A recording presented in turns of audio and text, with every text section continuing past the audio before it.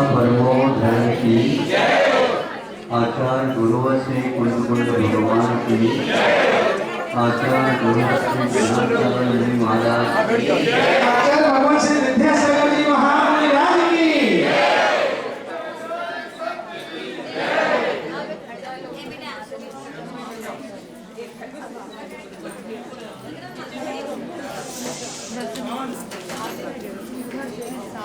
मयूर होता है जिनके पंखों के माध्यम से मुनि महाराज संयम उपकरण के रूप में स्वीकार करके संयम का पालन करते हैं। प्रवृत्ति के समय पर ही यह कार्य संपन्न होता है और अन्य समयों में प्रवृत्ति नहीं करने से इस पुस्तिका का उपयोग नहीं किया जाता। जो जिसके लिए उपकरण के रूप में बताया उसको उसी रूप में यदि हम करते हैं तो हमारे ऊपर उसका बहुत बड़ा उपकार होता है। उपकारम करोति उपकरणम। आप लोगों के पास भी कुछ ऐसे स्थायी उपकरण मिले हैं जिनका यदि उपयोग करते हैं आप तो बहुत बड़ा उपकार हो सकता है अपने ऊपर। हम आपके ऊपर उपकार कुछ नहीं कर सकते, यदि कर सकते हैं तो इतना बता करके ही कर सकते। आप लोगों को चाहिए कि अपने उपकरणों को यथार्थ समय पर अच्छे ढंग से उपयोग में लाओ। इससे जैसे किसान 4-5 दाना बो लेता है तो हजारों गुणित क्रम से उसके यहाँ वो फसल आकर के खड़ी होती है। कुछ समय के बाद यदि और रास्ता मोटा चला जाता है तो बड़े बड़े गोदाम भी उसके लिए छोटे बढ़ जाते हैं। हम जो रहे इस उपयोग को नहीं समझ पा रहे। यदि चाहें तो रखने के लिए स्थान नहीं रहेगा तो घूमने के लिए समय भी नहीं मिल पाएगा और इतनी शक्ति भी नहीं मिलेगी। इतना इसका विस्तार है किंतु बहुत कम लोग इसका सदुपयोग कर लेते हैं। आपके पास कौन सा है उपकरण? ये पूरी शरीर ही एक बहुत बड़ा उपकरण है।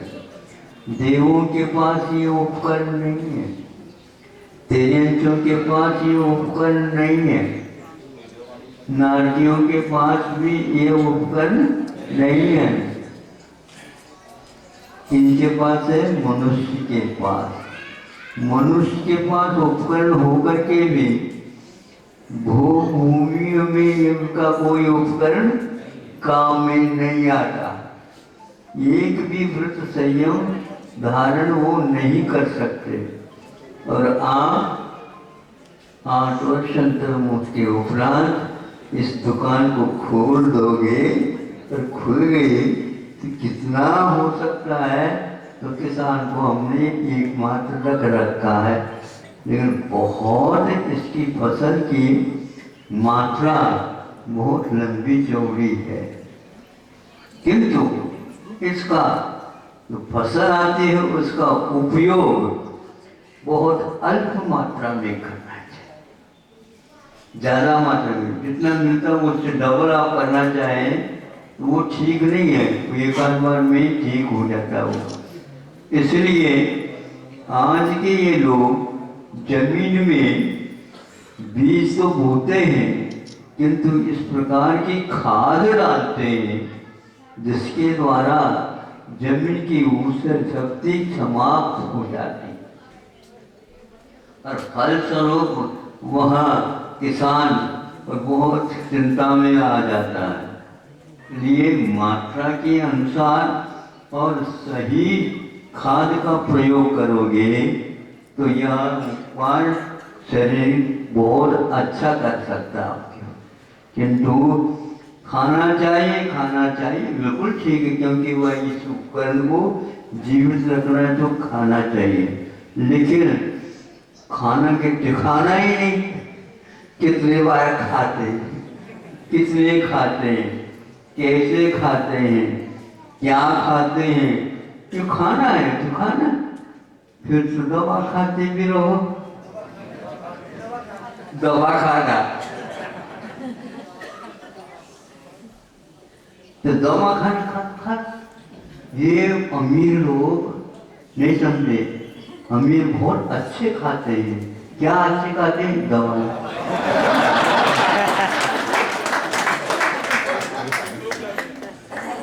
50,000, 1 लाख, 2 लाख, 3 लाख की भी दवाइयाँ आती है और ऊपर से यूं आती है देश विदेश से। लेकिन स्वर्ग से कोई दवाई नहीं मांगता, वहां पर तो अमृत मिलता है। तो अमृत के आप आदि है ही नहीं, आपके लिए तो और विषय ही चाहिए।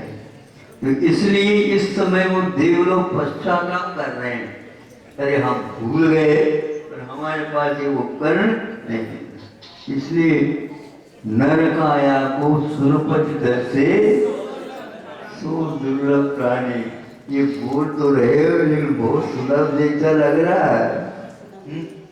हाँ, इसलिए बहुत बुद्धिमत्ता के साथ इसका उपयोग करो तो ज्यादा विकास इन लोगों का, भूभूमि वालों का सौधर्म और ऐसा स्वर्ग तक हो सकता है। लेकिन यहाँ पर तिर्यंश भी यदि मान लो संयम पालन करता है तो सोने स्वर्ग तक जा सकता जाता है। इसके ऊपर जो है मुनि महाराज ही जाते हैं, उन्होंने किस प्रकार से इसका उपयोग किया होगा सोचो। हाँ, मिथ्या दृष्टि होता है तो भी इसके माध्यम से वहां तक जाता है। इतनी क्षमता होकर के भी इसका पालन करने वाले जो हैं वो बहुत ही सावधानी के साथ करते हैं। इसका ये मोर का जब वह मयूर पंख भारी हो जाते हैं उस समय वह उड़ने में भी दिक्कत होती है। सुन रहे? हाँ, उड़ने में भी दिक्कत होती है और चलने में भी दिक्कत होती है। एक पैर रखता है, हवा का झोंका आ जाता है तो यूं घूमना पड़ता है। जब सड़क पर मान लो कोई भी सामने से वाहन आ गया, आपने ब्रेक लगा दी तो आपकी गाड़ी पूर्व की ओर जा रही हो लेकिन ठीक पश्चिम की ओर हो जाती।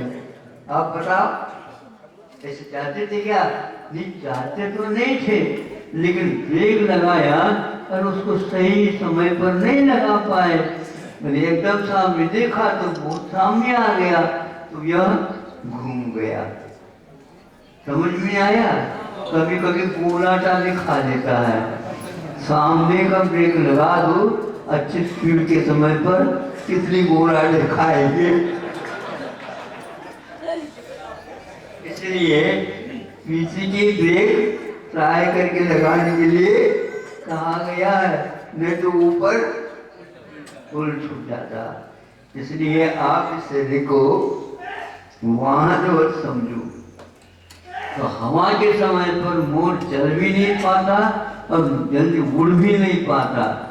सुंदरता तो बहुत है, नहीं समझे पंखों में किसी काम के नहीं।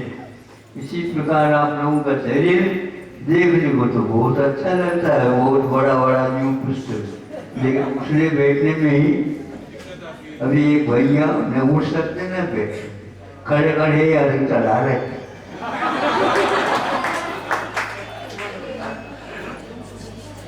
ऐसे क्यों करवाओ? महाराज हो जाता है शरीर, हम चाहते नहीं, लेकिन वैसे ही वेट बढ़ जाता है, भार बहुत बढ़ जाता है।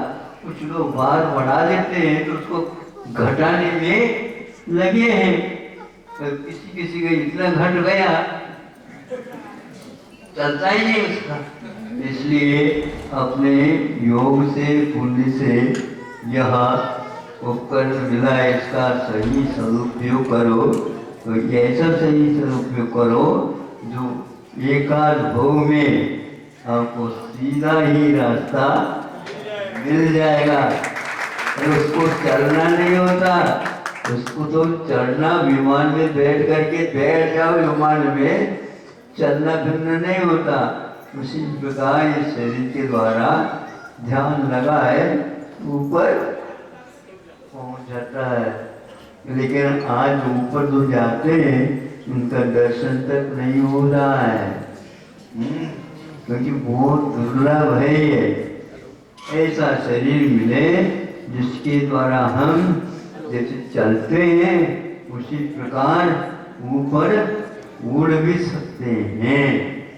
देव के पास ऐसी काया मिली, वैक्री काया, जिसके द्वारा एक सेकंड नहीं लगता और वह समूह शरण में पहुंच जाते हैं। और नहीं है तो विषय कषाय के लिए खूब घूमते रहते हैं। हाँ, घूमना थोड़ा सा कम करो और बैठ करके सोचो समझो इसका कितना उपयोग महत्वपूर्ण है। कमाओ कोई वादा नहीं, लेकिन विचरण करना सबसे महत्वपूर्ण है। भारत कम कमाता होगा लेकिन वितरण बहुत अच्छा करता है, इसलिए उसके यहाँ मंदी नहीं आती। मंदी समझते हो? हाँ, समझ में आ गया मंदी? 8-9 महीने में आ गई बोला। पूरी मंदी सब जगह विश्व में छा गई। अब धूप को खोलने के लिए बहुत प्रयास किया जा रहा है। अब देख लो, प्रयास करो। महाराज अब जाने का समय आ गया, तब हम क्या उपकार कर सकते हैं? कुछ नहीं, मन से वचन से काय से, काय ही एकमात्र उपकरण है, ऐसा नहीं। इस काया को धारण करने वाला जो मन है वो मन भी उपकारक है। मन यदि विषयों की ओर नहीं जाता है तो खूब माल मिलेगा। अगर मन यदि मान लो वहाँ से हटता नहीं है तो फिर पूछो नहीं महाराज हमारा भविष्य कैसा है। वह कैसा है? जैसे आपने बनाया वैसा है। हाँ, अंधकार में तो हमारे लिए लाइट दे दो महाराज। लाइट के लिए आपके पास आंख है तो उपयोग कर लो। कई लोगों को लाइट भी मिल गई, टॉर्च भी मिल गई, सब कुछ मिल गई, लेकिन आंखें ठीक नहीं है तो क्या करेगा? दर्पण हाथ में लेकर के बैठे तो कुछ दर्पण को भी नहीं देख पा रहे। दर्पण में देखना तो और दूर की बात। हाँ, इसीलिए कभी कभी ज्यादा प्रकाश में रहते हैं ना, आंखें चौंध जाती है। उसी प्रकार आप उनके खा रहे हैं। जिस तरह उपकरण है उसका उपयोग करना बहुत ही बुद्धिमत्ता का काम है। वह सोचता होगा मयूर मेरे पंख मुनि महाराज के काम में आ तो रहे हैं, बस यही एक बात उसको सुख मिलता होगा। कहता नहीं हो, इतना मानना पड़ेगा कि उसके पंखों के द्वारा पिछिका बन जाती है और वो संयमोपकरण के रूप में तो साक्षात सिद्धि के लिए कारणभूत होती है। आप लोगों को काया मिली है, बहुत कष्ट पा करके भी आप वर्षा के समय पर, मावट के समय पर, महाराज क्या कहें, 9 महीने बहुत गड़बड़ से करे। सभी के मुख से यही पहले सुनते हैं महाराज 9 महीने तक अंतराय कर्म का उदय आया। आते आते नहीं आ पाए, घर के सब सदस्य पहुंच गए, लेकिन बड़ों को और छोटों को छोड़ करके गए।